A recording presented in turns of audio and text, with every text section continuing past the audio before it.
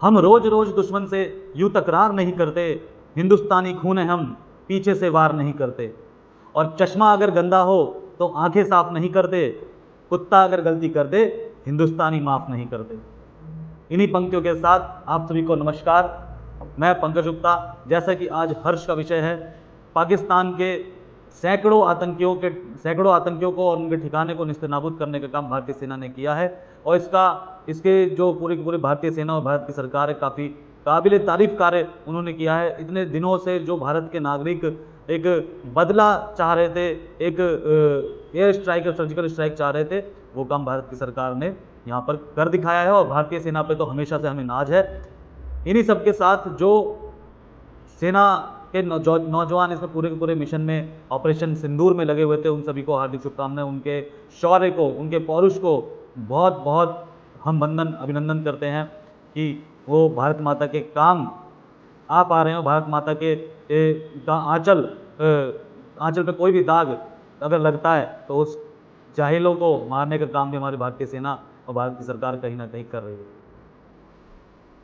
इन्हीं के साथ साथियों, जैसा कि हम और आप सर्वोदय प्रभात पार्टी और उसके कार्यकर्ताओं ने एक वचन लिया था कि जब तक पाकिस्तान के आतंकवादी ठिकानों पर उन आतंकवादियों को निस्तेनाबूद नहीं कर देती भारत की सरकार, सही मायनों में हमारे बहन भाइयों को श्रद्धांजलि नहीं होगी।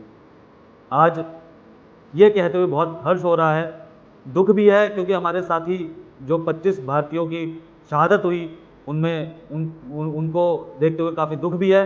लेकिन हर्ष इस बात का भी है कि हमने बदला आखिर लिया।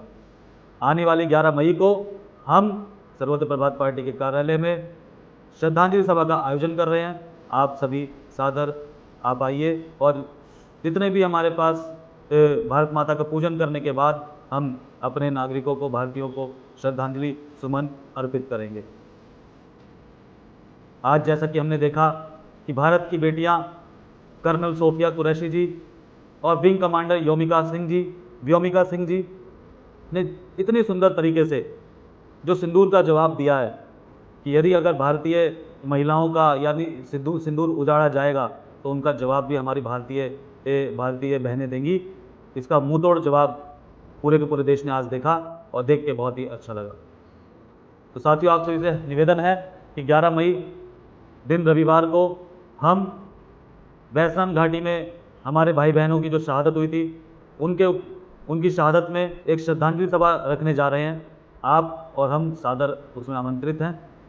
उसमें आप हम सभी मिलकर भारत माता के अपने माँ के बारे में चर्चा करेंगे, अपनी भारतीय सेना, भारतीय नौजवानों के बारे में कविताओं के माध्यम से श्रद्धांजलि अर्पित करेंगे, अपने वक्तव्यों से श्रद्धांजलि अर्पित करेंगे, पुष्प चढ़ाकर श्रद्धांजलि अर्पित करेंगे। भारत माता की जय। जय हिंद, जय भारत। नमस्कार।